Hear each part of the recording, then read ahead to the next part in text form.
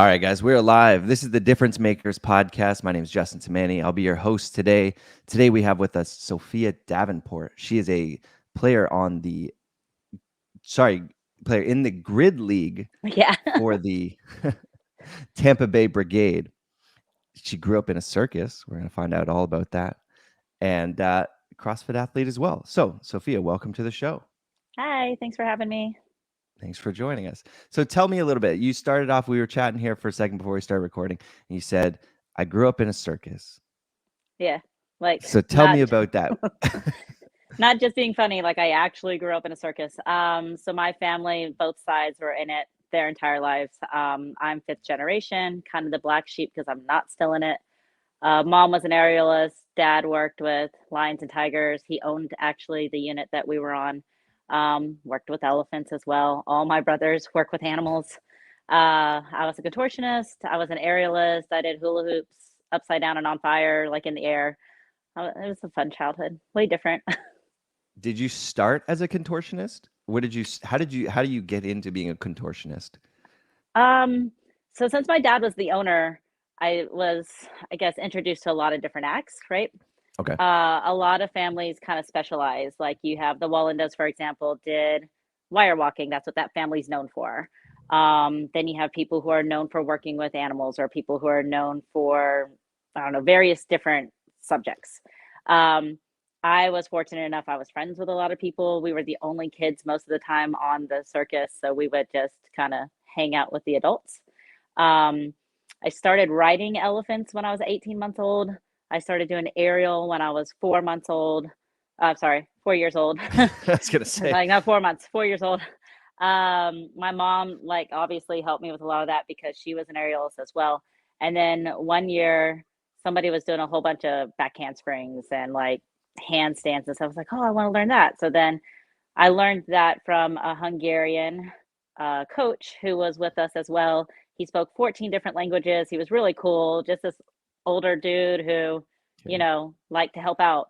So Yeah. every day I would practice. Fun fact, I didn't learn how to do an appropriate handstand until recently. Actually, my coach now is very strict on those, but I didn't know how to kip forward into a handstand until CrossFit. I always learned from a back bend.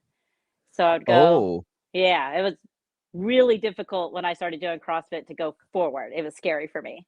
So how I learned was a back bend, and then you'd raise your head until your feet were off the ground because you were sitting on your head, and then at that point you were in a handstand. okay. That doesn't work for like handstand push-ups or handstand walks or like any of that stuff. No. So for the longest time, I still had an arch, a really big arch in handstands and handstand walks. And my coach now is like, we're no more circus handstand walks. We're going to fix that. I was like, okay, yes, sir. And then I did rings too, up in the air, swinging like 60 feet up.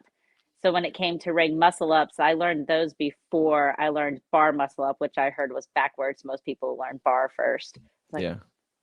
I did flying trapeze. I did wire walking. Worked with horses. Did trick riding. Did a lot. Did a lot of stuff. You did a lot of stuff. A So lot of stuff. how long were you doing circus and traveling for? Most of my life, and I did homeschool for the longest time. I went to public high school. That was very different for me. Uh, I Different just, kind of animals. yes, I remember calling my mom. I was a freshman. I was like, that movie Legally Blonde and like how she talks in it. She's like, as if and whatever. And my mom's like, yes. And I said, well, that's kind of how they all talk here, and it's freaking me out. Like, because I didn't have that Yeah. vocabulary. I mean, I guess I do now, but I grew up around adults, and it was just it was different life. Like we had to be more mature for our Yeah. age than what we were, especially with our parents being the owners. We had a lot to do on our daily jobs list. Yeah. So, And then, starting from a young age, how much of the year were you traveling for? Was it like year round? Was it summer times, winter? so our seasons kind of varied. Most circuses start in March when it starts to warm up, and then they go through right before Thanksgiving, and then they'll be Okay. closed, and that'll be like their downtime. Mhm. For us, every other winter, we flew out to Hawaii and we would tour the islands. Okay. So we spent like every other winter still working. And then every other summer we would go out to Alaska and tour out around there. And then the other summer was in Canada. So Okay. there was a lot. Got to see a lot as a kid, and it was Yeah. cool. And I kind of took it for granted. Like now when I look back, I'm like, oh, I'd really like to go back there. And I look at the plane tickets, I'm like, oh, maybe I won't. Maybe I'll stay home. Yeah. um, yeah, it was a good time. The last time I toured was in 2002, and I did a winter tour to make money for college. So Okay. I was in college, but I didn't want to do student loans. Like I had a lot of friends with horror stories on student loans, Yep. right? So I Smart. worked my way through. Yeah, my first 2 years were paid for from scholarships, and then after that, I just did a lot of jobs. Okay. Um, and I took a semester off, and I went to New York in the dead of winter. It was terrible, and did this tour with my aunt's circus. And Okay. it was cold, but that was the last time I did aerial and worked and all that. So your aunt had her circus, My and aunt and uncle have their own too. your parents had their circus. Yes, and Was then there my oldest brother has his own unit with his wife as well. okay. Um, there's 6 kids in my mom's family, and I think they're all retired now except for her and her younger sister, and they all retired and went into teaching. So they're all Okay. teachers. All right. My dad's side, they're all still involved. So Hey, it's family business. it is a family business. You That's have to awesome. love that life if you want to stay in it. It's very hard. Oh, I can imagine. It's just that even, like the touring life for Hmm. something like a musician, and then, Yeah, it's factor very in, similar. yeah, animals and Yeah. the longevity of animals and their ability to travel is the thing that I Hmm. think would be That's very the difficult. hardest part, right? So my dad's bloodline is training cats, like big cats. That's what his father was known. That's what his dad's dad was known for. And when you travel, if like the weather's terrible, then you've got to be sure that that's why we kind of follow the seasons, Yeah. right? So you can't be up north when it's cold because it's too hard on them. Like the Mhm. cats, maybe not so much, but it would be hard on the elephants. And where it was warm enough that the elephants would be okay. If it was too hot, then the cats wouldn't be okay. And those were like we owned all of that. We had this one elephant in our life, like she was basically our babysitter growing up. Mine and my little Oh, brothers. wow. Like we had 9 of them at one point in our like little herd. As a matter of fact, on the Texas Renaissance Festival, I'll go and visit my godfather, and he's got 3 of the girls that I grew up with. So I go visit the elephants and family during that time too. This may be a weird question, but do they Okay. recognize you? I feel like they do. I don't Yeah. know. I mean, I jump in there with them and they're not afraid. Yeah. They seem like, oh, it's just you again. It's been a bit, but nice to It's see been you. it's been like a year. It's good to see you again. That's funny. So then how did being in the circus growing up, going through school, how did that lead into the training that you do now and for CrossFit, for grid? Like how did that all connect together and how did that lead into each other? Oh gosh. Okay. So I went to a private school for 7th and 8th grade. And Okay. down the road there was a karate school. My little brother was like a gamer, and most animal trainers are not in shape. They're just in A shape. And that was like my little brother was turning into an A shape person. Okay. Um, so my mom for Christmas one year got him 3 months of karate lessons, right? Okay. So I would walk with him to the karate school and sit there. And I'm like, well, if I'm sitting here, I just want to do this. Hmm. So the deal was I had to wait for him to belt test first. So he would outrank me because he was my little brother, but then he would have like a higher rank than me. Yeah. They thought that was fair. It was a terrible idea. Um, so we would walk in like arguing, and my master instructor would let us spar before class. That was fun because then we could Oh, just hit each other as hard as we wanted to, and I felt better after that. Um, but even though he's my little brother, he's always bigger than me. yeah. So it was more fair when we were padded up, I felt like. He didn't stick with it. I did. I'm now a 5th degree black belt and own my own school. Um, I've traveled internationally for that and fought full knockout weapons, breaking, like you name it, I did it. I was on various teams. I ran the state of Texas as far as the USSSA referees committee went, hosted tournaments, made sure kids were ready for nationals. have nationally ranked students underneath me, masters underneath me. I've been in this 28 years at this point, so it's been a long time. Wait, I when you say masters underneath you, you don't mean like masters athletes. You mean like karate masters. Correct. Yeah, we're not to CrossFit yet. Okay. So master belt. So I have fourth degree, like kids that have been with me from 5 or 6 years old, and they made it all the way up to like the adult stuff and became a master belt in Tong Soo Do, which is what we teach. So Okay. it's the parent to taekwondo. So they're very similar. So when we compete, it's usually taekwondo. Got it. A lot of it is it's really just forms are the difference, but when it comes to sparring, when it comes to weapons, when it comes to breaking, like that's all the same. Yeah. So I was married for a little bit there and had a son. And after having my son, I couldn't drop the weight that I had put on because my body was so used to like that type of training, right? Mhm. So I was sitting with my husband having lunch one day, and he had already started CrossFit at that point. He was a couple months into it. And we were at some barbecue place. And I remember stuffing my face and like looking up, and ESPN had the games on, and it was Annie Thor's daughter, and like it was the women's group, and Yeah. they were climbing ropes. I'm like, I could climb a rope. This is what you do every day when you go to CrossFit. I can do that. And he's like, well, you should come with me. I was like, because he worked during the day, and I obviously taught class at night, so we couldn't go Yeah. to the same class. So I went. My first week, I only made it like 2 days because I was so sore and I couldn't move. And then like I had to build up to it. And I remember sitting there, and I told the coach at the time, and we were done with the warm up, and I really thought I was going to throw up. And then we had to do like the workout. And I told him, I was like, you know why women in Texas stay big? Because it's easier to make babies and eat food. Like this is terrible. Yeah. Our food here is wonderful. This is crap. But I'll see you in a couple days when I recover because it was bad. So I the first I started in March of 2012, and I was Okay. 176 pounds, I think. For reference, when I got pregnant, I was 112 pounds. That was my weight class. So I Oh, had, yep. yes, everybody makes that face. Yeah. Um, Once you do the math on that, yeah, yeah, I it's, totally it's a get it. lot. I'm 5'1". I'm like not a very tall person. And I wanted to compete that year and go back to nationals for taekwondo. So July 3rd, I weighed in at 130 pounds flat, which was in a different weight class. And I still felt heavy, but when I got in that ring, my legs were so strong from CrossFit and Nice. so strong. I was like, maybe I just fight heavier now. This is great. This works. Yeah, Yeah. this works. I mean, I won all my divisions. It was really hard, but I won all my divisions and went back to team trials and got my spot back on the team. Um, so then for a little bit there, I was competing in both. So in CrossFit, I was learning all the skills. I didn't want to do even the open if I couldn't do it at RX, right? Yeah. So I didn't do the 2013 open.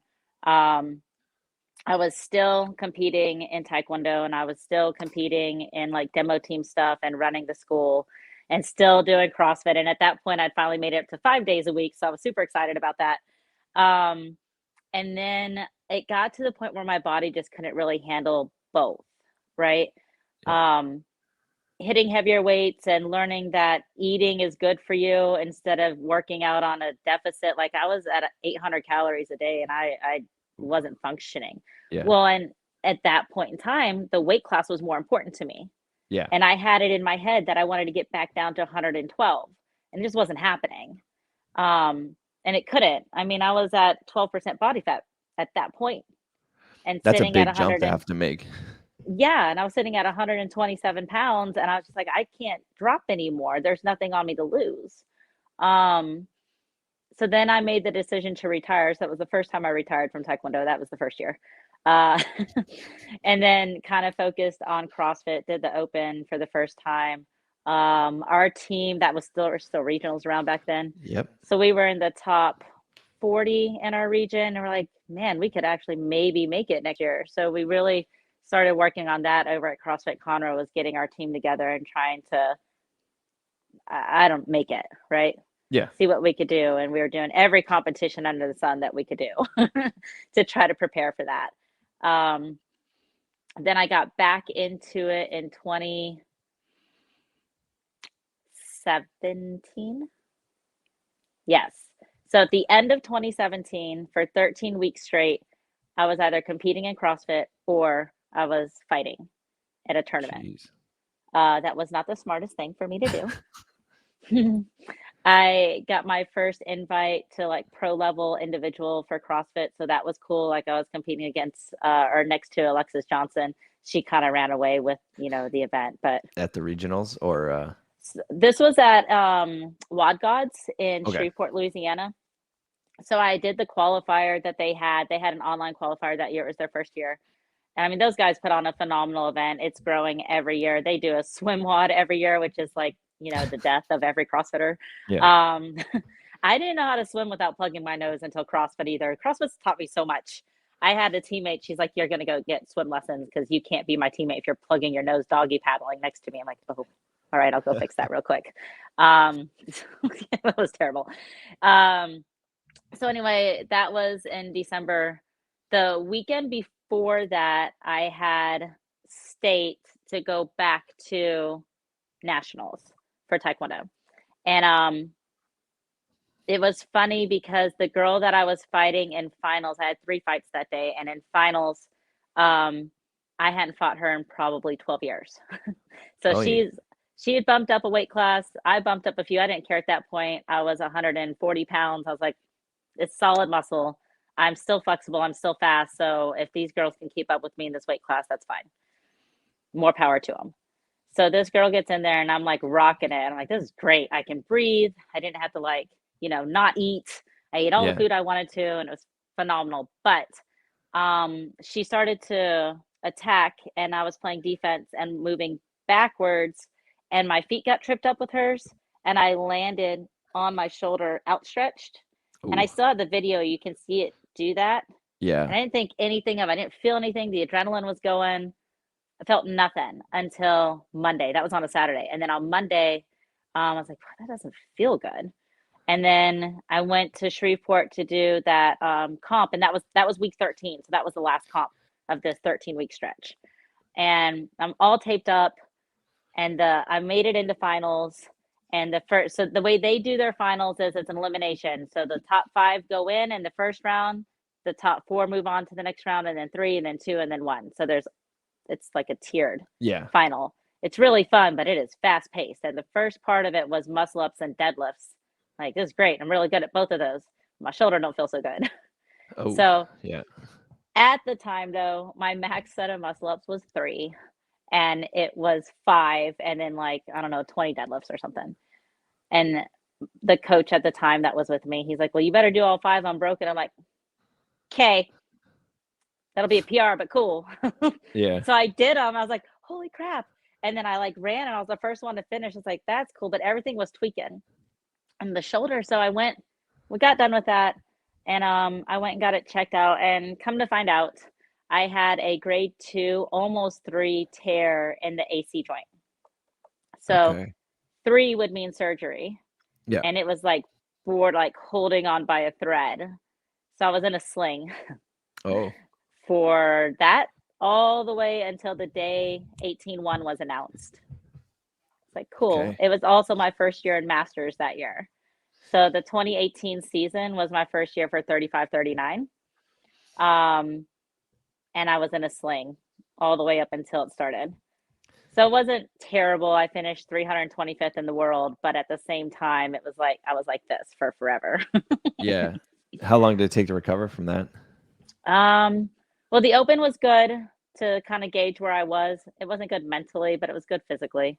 Mentally, you think you should have been where you were, but you're just not. Yeah. I wasn't allowed to run or jump. Not that I didn't mind not having to run, but I wasn't allowed to like do box jumps or anything either because they didn't want it to like jolt. Yeah. That year, I made Granite Games on a pro women team. That's where I met Marissa Oxenford, who's actually one of my teammates now on Brigade. She lived in Pennsylvania at the time. She moved to Tampa and we got her on the team, and she's like a little badass gymnast that does everything. I made, what else did I make that year? That fall was when I did the trials for Grid. Yeah. So I was doing online stuff and I was scrolling through Instagram one night And I was already doing online qualifiers. And then I saw these people were like making money on these weekly things. I was like, damn, I could do that. Let's do that. So I missed the first 2, but I won the last 8. But I got signed after the first 2 that I did. So I Okay. didn't make the last $600 because there was a rule Oh, if you because were you're signed, you couldn't win yeah. money. So Grid was doing an online kind of qualifier event or online competition event, Well, and it's it also opened the door for you to be on a team. Hey guys, Justin here. Just a reminder, like and subscribe down below for more content coming soon from WODProof and the Difference Makers. right. So it was their online combine, basically. Okay. So everybody competed on it. You had to download a different app and submit your videos that way. And then how it works, and they still do it now. The rules are a little different now. So it was in its infancy back then, right? Yeah. Now, if you win and you're already signed by a team, but you haven't played yet, you still win the money. I'm like, why couldn't we done this back then, guys? Come on. Yeah. And now they let current players go against rookies, like wannabes. Yeah. And if a rookie beats everybody, like if their time's the top time out of a current athlete, they get the current athlete's money too. Oh, So they could win like $200. okay. It's like, man, that's So great. let's take a step back because I'm not sure if people know what Grid is. Can you explain? So you are a player in the Florida Grid League, Yes. but Grid started a few years prior Yes. as The more of a national competition. But so explain to people what Grid is, and when we say you're a player on the team, like how is that different than CrossFit Okay. and being So a part of a team? I guess the easiest way is to think of like a basketball team or even a football team, right? But for CrossFit, and Yeah. everybody has a specific position. So I play utility, which is kind of like the all around player. Then you have strength specialists. They only go out and lift something heavy. They don't do any burpees or anything of the such. And then they go out and tag somebody else back in. You have the gymnast. For example, Marissa, she's, I don't know, 4'10, 4'11, and maybe 90 pounds soaking wet. So Ooh. she's not going to lift any heavy barbells, right? But Mhm. she can go out there and do freestanding, handstanding push-ups like nobody's business. Go out and tag me to go do a barbell. So you can take a WOD that we would normally do in CrossFit, a 21-15-9, just for sake of argument. Mhm. And normally I would have to go do the whole WOD, right? Or if I was on a team, it would be synchro at some point, or I would do a round and somebody else would do a round. In Grid, if I'm really good at squat cleans and Marissa's really good at handstand push-ups, then when it comes to the squat cleans, I can do the squat cleans, tag her in for the handstand push-ups. She can go tag somebody else in for whatever's next. And you don't have to do the entire rep either. So you want to do as many as you can do fast. Once you Yeah. start to slow down, you hand it off to somebody else. You just have to tag them in. Okay. So everything's done fast as humanly possible. If you go slow, your coach tags you out. Nope, go get so and so. Yeah. Okay. And the layout is different than CrossFit too. It's laid out Mm-hmm. in like kind of 4 quadrants on the floor, Correct. correct? Yep. Yeah. So And each quadrant is 20 foot. And each quadrant for each different race has different stuff going on.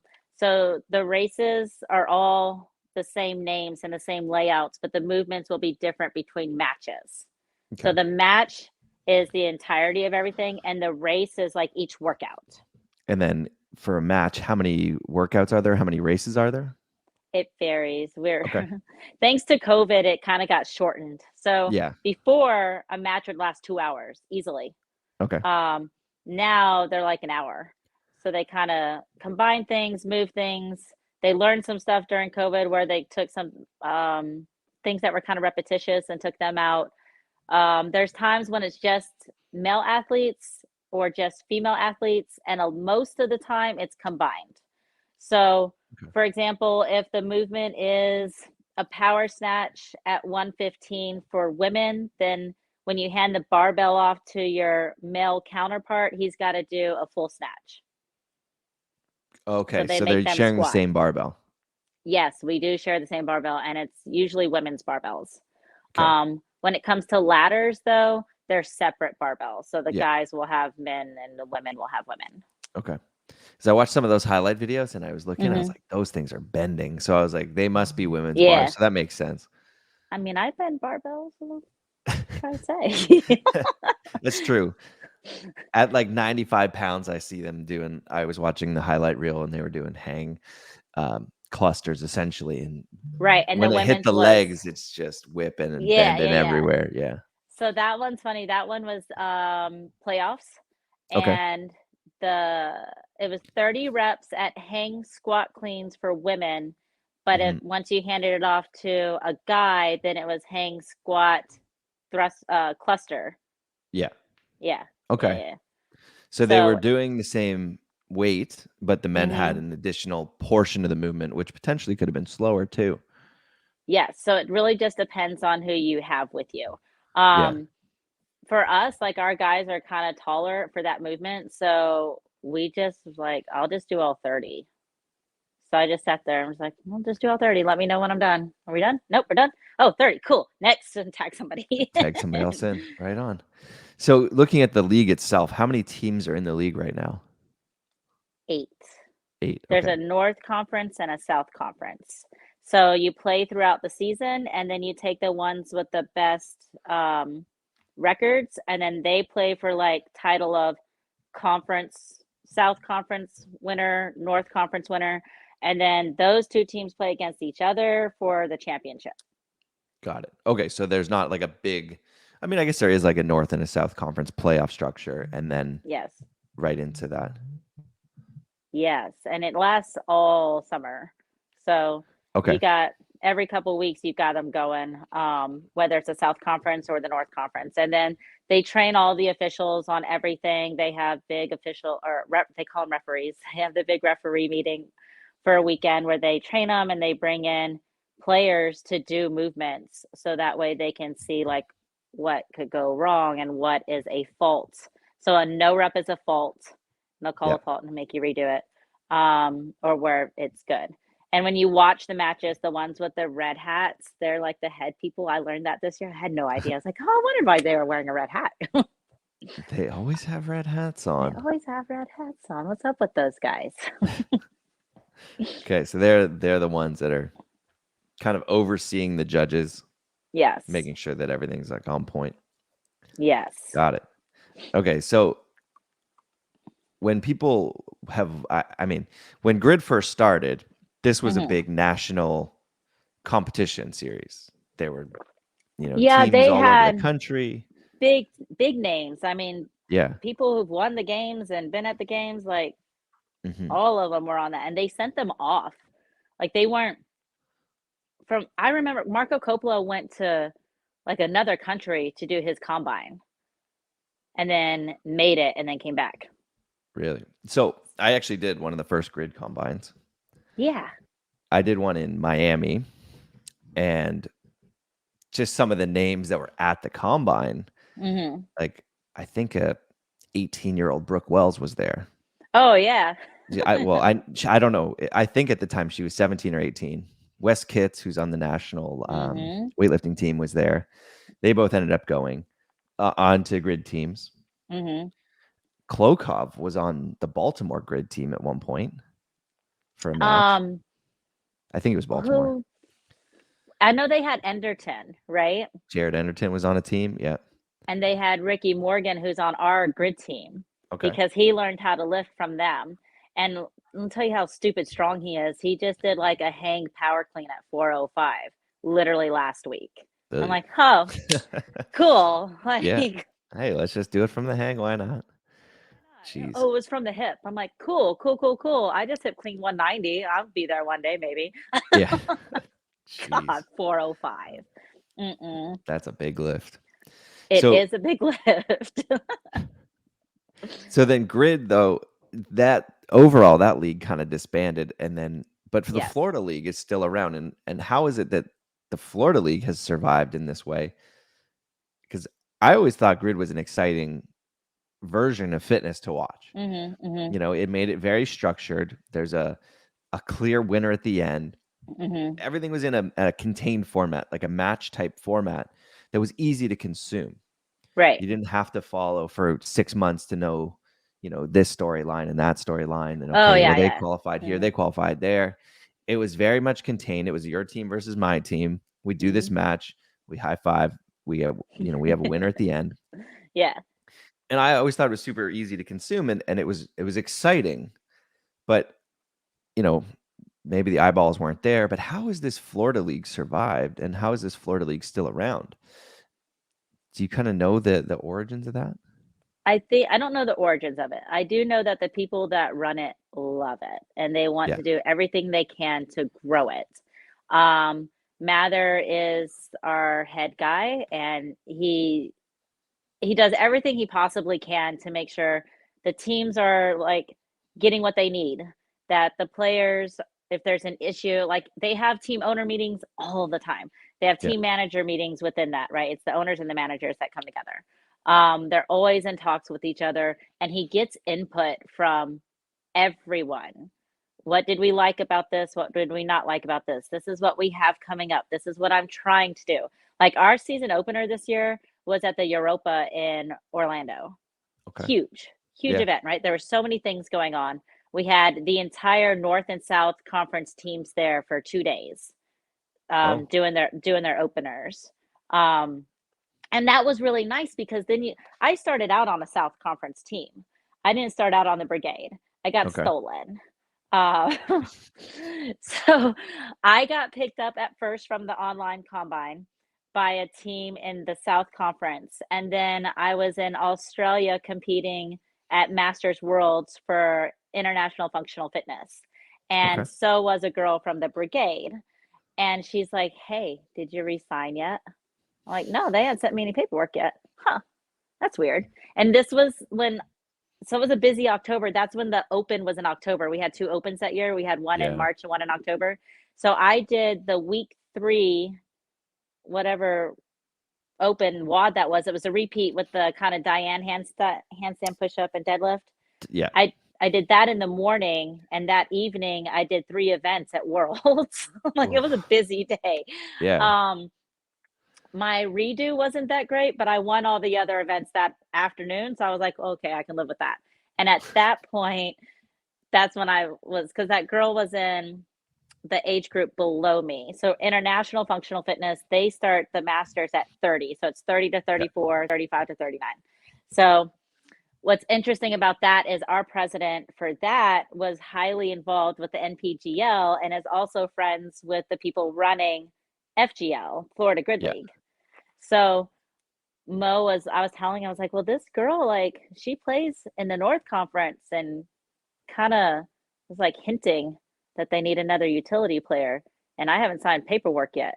He's like, you can't do anything until December 31st. That's when you're a free agent. Do you know that? I'm like, no, but I know that now. I won't say nothing. So I was very quiet for a couple months. And I was a free agent for maybe 30 minutes when I got the text from the Tampa Bay coach, Chris Guerin. He's like, yo, you want to play for us? I was like, sure, why not? You guys win like all the time. I'll come play for you. Yeah. That's awesome. The North Conference was intimidating. They are very strong in the North, compared to my first year in the South. And now it's just, there's so many strong players now. Like you've got strength specialists who can handstand walk. And I'm like, oh, I didn't know you guys were allowed to do that, or that you could do that. But they are like, people want to win and they're training for it. And there's a difference in how you train for grid versus how you train for CrossFit, right? And grid, it's for speed, and you can kind of like tweak things. So when you do a burpee, you can start laying down already. Like if it's a bar facing burpee and you're waiting for somebody, you don't have to stand up and wait behind the line. If somebody's doing bar muscle ups, I can situate myself and already be on the floor to where I can see as soon as they are done, I can go. Because they have a referee in each quadrant, right? For each thing. Yep. And you can even start your movement ahead of time. The reps won't count, but that way you're already in mid movement when the one thing is done and they move over. So if we're doing triple touches, for example, which is the toes to bar, chest to bar, into the bar muscle up, that's 1 rep. You catch all that? Yeah. So toes to bar, right into chest to bar, right into bar muscle up. With no, like typically when you see it, there's no extra swing. It's just boom, and then next one you're up on top of the bar. Right. So it's So triple touches for you guys who want to practice at home. Toes to bar, immediately into chest to bar. So without an extra swing, it just toe touches, chest Right. touches, Mm-hmm. go through your bottom swing, and then right up to the top into a bar muscle up. That's a triple touch. Yes. And Okay. I find those easier than double touches because the double touch, it's a shorter. That's just the toes to bar, chest to bar. Yeah. So, so anyway, you can start those. Typically, it's a barbell movement before that, Okay. usually. So they'll be doing the barbell, and you can see the referee. Where's my hand? Hands going up, and right about there, you want to start. So when they get down to 1 and they look over, you're already going Yeah. because now you're not wasting that time, right? To start So to there's some start the strategy kip. in that. Yeah. Yes, you don't want any dead time. I No. mean, we've won matches. The this last one we had in playoffs, it was weighted pistols and deadlifts and a partner forward is the name of the race. So in partner forward, there's one person working, it's male, female, one person working, the other person is sitting in a box, like there's designated box hash Yep. marks. And as soon as they're done, you can switch. But if they're not in the correct box, you're getting no reps. You got to make sure you're in the correct box. I did that wrong once.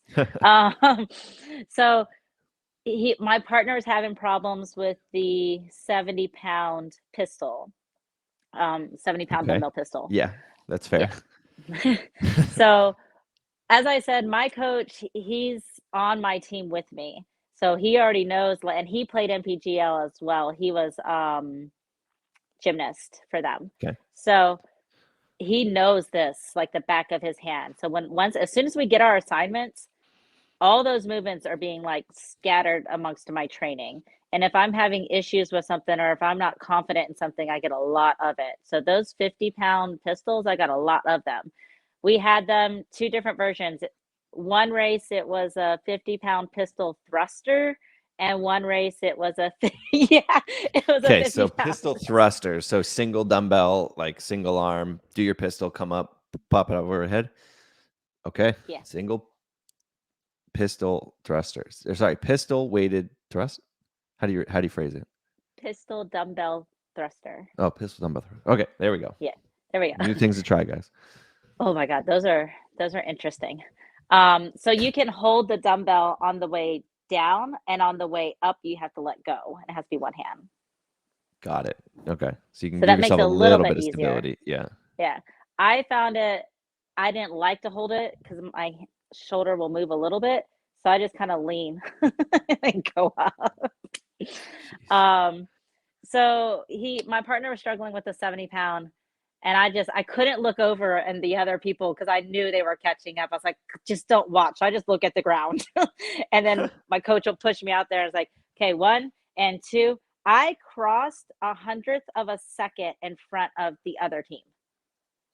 That's how we won. That's tight. Yeah.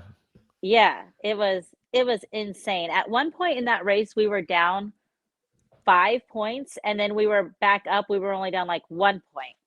It Okay. was so if you win a race, it's 2 Yeah. points. If Okay. you finish the race, it's 1 point. So if your team wins the race and the other team can't finish in the time cap, they get 0. Got it. Then there's flags. So you can throw a flag. Your coach can throw a flag. They get 1, and you can get double the points. Like, no, we're badass. We know that we're going to win this. Nobody's touching us. That team's not touching us. We're throwing a flag. How many flags do you have throughout the entire match? Just one? 1, just Yeah. 1. Okay. Um, And then can you lose points? Like if you if throw the flag. they get the extra points. Got So it. if you finish, you'll still get 1, but they'll get the extra point. So you're like, damn it. That's happened Okay. too. Yeah, I can see that. So with the grid, like you've just said, okay, you've competed in grid, you've been competed in CrossFit, you've competed at IF3. So for Yeah. people who don't know, IF3, International Functional Fitness Federation, they are trying to standardize the sport of fitness and make it a more of an international competition, potentially getting fitness type events into the Olympics. Yes, that is their goal, to get it into the Olympics. Yeah. So you've competed in all 3 of the. Where's my hand? All 3 of these. Right. Yeah. Yeah. And you continue to compete in grid and CrossFit. and The IF3. IF3, are you doing the IF3 in Egypt? So I was supposed to go to Egypt, Yeah. and I was supposed to go to Sweden too, and Okay. I ended up not being able to go, and I'm very, very sad. Oh, And it had nothing to do with fitness. It just had everything to do with kind of some work-related issues here at home. yeah. And financially, it just wasn't going to happen this year. Okay. So, Out of the three, I mean, you seem to love really competing in grid. Maybe I shouldn't ask you this question, but of the three, what's your favorite to compete? uh, um, They're all oh different. They're all gosh, very they're all different. very different. Team-wise, I never knew I loved teams so much until I did grid. Like, it's the funnest thing I've ever done with a team. I love the fact that I can go out there for 20 seconds and sell my soul and then come out and rest. I really like that. Yeah. When it comes to individual, IF3 takes care of their people. I Yeah. mean, they just take care of you. And if you need anything, absolutely anything, I could call Mo at like midnight and he would answer his phone, if he heard it ringing. Yeah. um, it's a fantastic community of people. And as a matter of fact, I'm going to go visit one of the girls that I met in Australia at Worlds in her country of Aruba in just like a month or two. Um, That's incredible. but I would have never met her had I not done Worlds. I would have never made it to Australia had I not done Worlds, you know? Yeah. Um, it was fantastic. It was just a very beautiful experience. And to meet all these people from all over the US, like we stayed together, we did tours together, like, touristy little fun stuff. Yeah. And then we went and threw down and it was amazing. Um, when it comes to CrossFit, it's I don't say that I don't like it because I mean I spend 4 to 6 hours in the gym. So if I have free time, I'm in the gym or I'm at work or Yeah. I'm doing something with my kid, right? Or he's at the gym with me, working out with me. Um, it's very different. I feel like CrossFit now is like the big. It's not as the mom and pop as FGL is or IF3. Like you just get to know everybody in those two federations, I guess, Yeah. organizations. That makes sense. Um, Whereas in CrossFit now, you don't. If you make it, I was on a team last season that went to semis. I helped them get to semis, and you're up there to work. You're not really going to get to socialize that much and really meet. And because everybody's stressed, everybody's trying to make the games, everybody's trying to do Yeah. everything, right? I feel like even sanctionals had more of that like smaller community feel to it than what Mhm. everything does right now as well. And I wonder too now if some of that divide is because of COVID and just, like Possibly. half the events last year were online, half were in person. I didn't get a chance to go to any of the in person um what were they called? Semifinal events Oh for yeah. CrossFit last year. But I've been Mhm. to sanctioned events and things like Mhm. WODPalooza and that in the past, and those always feel like a good time. Mhm. The camaraderie is pretty decent. At the top level when you're in the team competition, I did feel like there was very much a divide with each team. Like Right. at regionals, like my team stayed with my team, everybody Yeah. else's team stayed with their team, and nobody talked to each other until Mhm. maybe the end. Yeah, maybe the end depending on how much you got pissed off during the event. Yeah. But some Yeah. of that pissed off was also getting pissed off at your own team during the event. That's Yeah, another. that's a whole nother thing. That's a whole nother thing. Yeah, I can see that. Yeah. So from the grid league, what are your favorite like fun skills to do? What are your favorite skills to do in the competition or in the events? Or what's your favorite? Do you like the barbell movements? What's your go-to?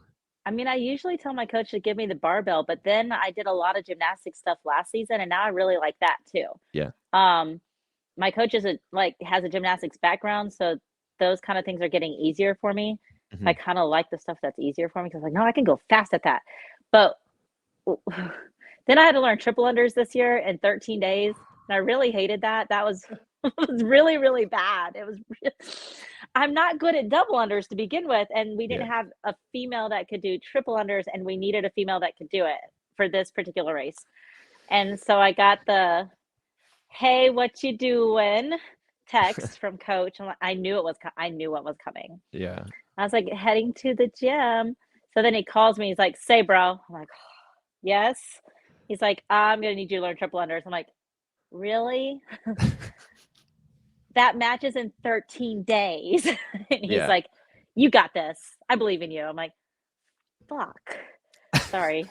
But It's good. It's all good. so I'm sitting at my gym and I'm like, well, this is not going well. And what I thought was a triple under when I watched the video and put it in slow-mo was a double, a really ugly double. And I was like, okay. So then there just happened to be a new coach at our gym. She walked in. She's like, are you trying to learn triple under? She's like, kind of looked at me funny. It's like, I Yeah. am. And I had my pre-workout in me and a bang in me. So I was like, like telling her like my sad story. And she's like, but my boyfriend is a nationally ranked jump rope champion. What? So Okay. yeah, like what are the odds? So he comes to the gym a couple days later. He's not a CrossFitter by any means. He's probably an inch shorter than me and a good 30 pounds lighter than me. And his jump rope only comes to his hips.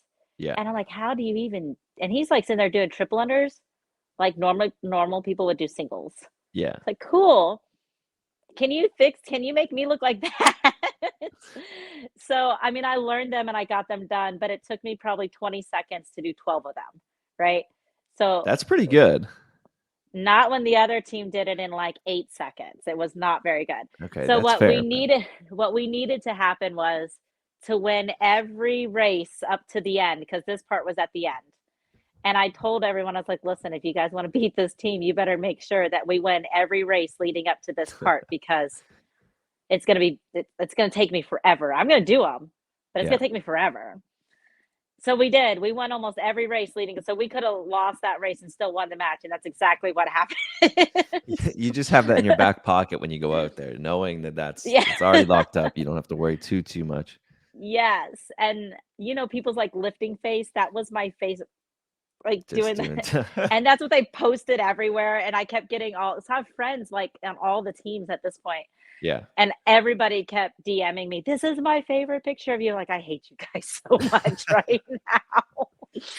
So I would say that was a very interesting learning experience. And I asked my coach never to put me in that situation again. But triple unders, man. Who would have thought? What's funny is like we used to train when we were leading up to big events, being like, oh, maybe they'll come up with this. Maybe I'll try that. So I Mm-hmm. remember in 2015 training for regionals, like I was training like triple unders before they announced the event, just like trying to figure out how to do them just in case. I Yeah. remember I was at a training session with a bunch of the guys that qualified as well. And we were doing freestanding handstand push-ups with a handstand walk in between mats and Yo, stuff when like they that. released that this year, the Yeah. entire grid community went, holy shit. And then we're Mhm. dying because what? 3 people finished that event. 3. Yeah. Yeah. That event was, I thought more people would finish it, Mm-hmm. but like that deadlift is not light. So for the people who could do the handstands and like kind of flew through them, you Mm-hmm. saw some of them just run into a wall with that heavy deadlift. Yes, and I think that they just weren't very smart on how taxing it was gonna be, like, as an athlete, because how Yeah. many of them actually practice freestanding handstand push-ups, right? No. And when you practice freestanding handstand push-ups and to that scale, like how they were doing the, Yeah. standard, right? There's so much more of your muscles that are going into play Oh than yeah. when you're doing them up against a wall. So, they were going unbroken, and I'm like, "That's a mistake. Yeah. That's bad. You should single." If they would have done quick singles, I think in my opinion, quick singles, just to give it like a second, Hmm. it might have fared well. I don't know. I didn't have to do it, obviously, No. but that would be that's my opinion. Yeah. When they announced it, I was like, okay, this will be interesting and this will be, this could go either way. Yeah. But I knew Pat was going to do really well in it. And turns out he did. He won that one. That was good. Yeah. Um, so for you, are you signed with your team for next season as well, or are we still? Yes. Yep. Yeah, the website wasn't working so great to upload my picture yesterday, and I actually had to call him. I was like, "Hey, I did the paperwork, but the picture's not uploaded, so I'll redo the paperwork." He's like, "Oh, okay, good." Okay. Good. So, yeah, So the letters of intent have been sent out to the current players for okay. this year's team, and then Yep. they'll start doing the Oh, the online combine thing again. Okay. So the way that works is like the lower ranked teams get to pick first. So the Yeah. team owners and managers will get to see all the results at the end of the 10 weeks or however many weeks they're going to do it. Mhm. And then they get to reach out to the athletes that participated. Okay. So if they're wherever their holes may be in their team, right? And then it gets the higher ranked teams get last. Got it. So it's almost like a draft from Hmm. a professional sports team. They, Yep. the winner from the previous season picks last. Yes. Yep. Um, is there a lot of travel from the athletes in grid? Like, we talked, and you're from Houston, or you're the Hmm. Texas area, and you Yeah. go down to Florida to compete. Yes. It's not that bad. It's like It's $100, okay. $100 little. Sometimes, let me tell you, I did the $45 from Spirit, and they canceled my flight less than 24 hours before I was supposed to fly out. I was like, this is unacceptable. Oh no. And it was for playoffs, and I was like, nope, I booked Yeah. this flight a month ago. Yeah. So they fixed it by the end of it, but that was a really stressful couple hours dealing with them. Yeah.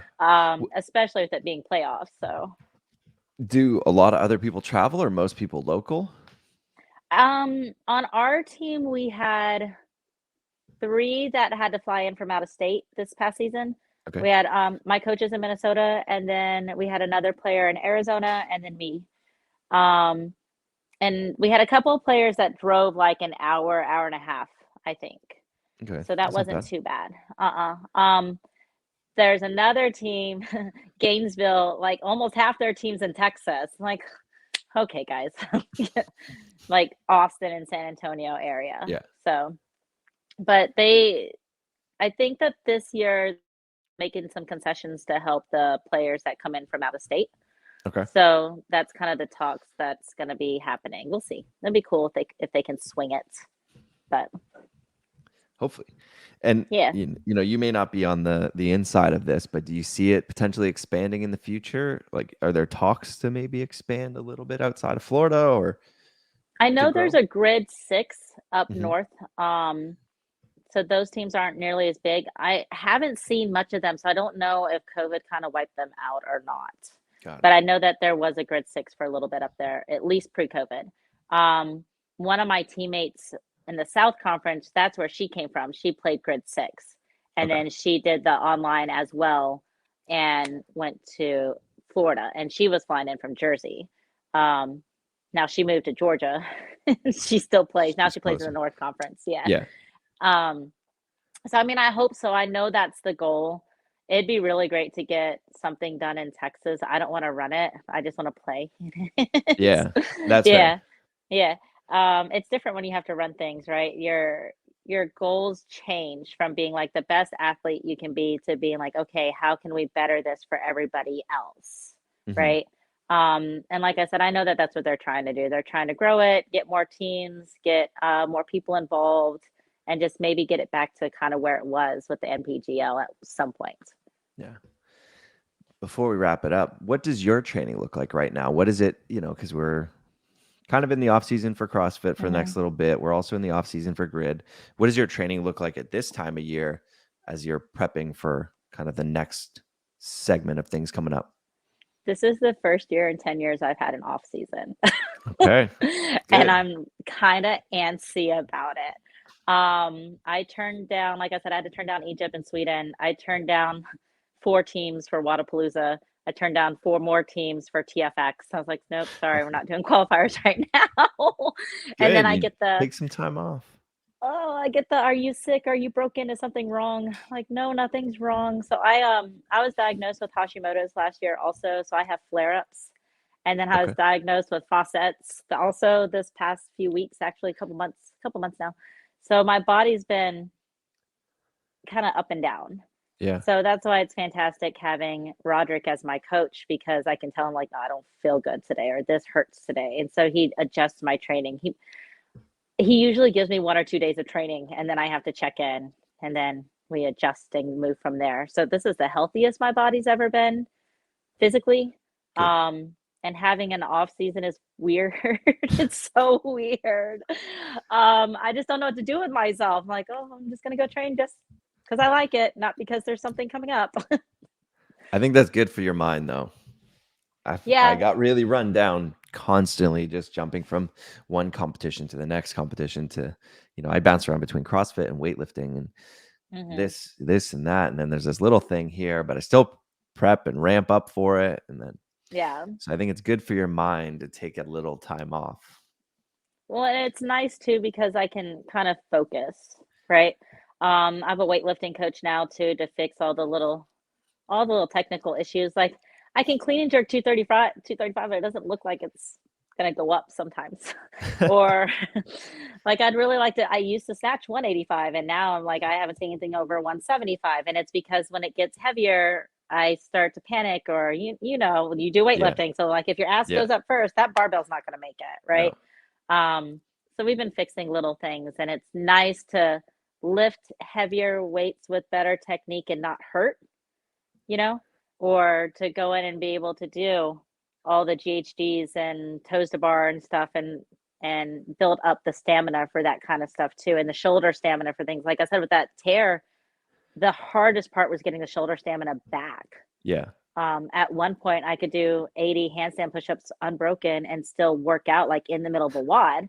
What? And it took me a long time to be able to do that again. Um, Yeah. but it's there, it's getting there. So I'm just grateful to have the coaches in my corner that I have now. Awesome. Well, Sophia, thank you very much for your time. I Yeah. appreciate it. I appreciate hearing about grid and learning.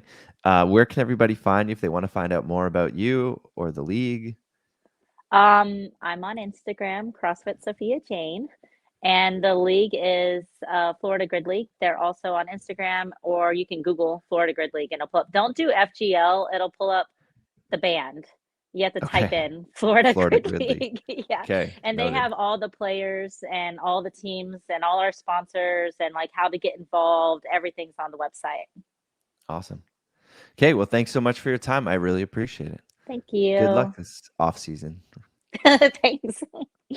Thanks for tuning in, everybody. Hit that like button and subscribe down below for more content coming soon from WODProof.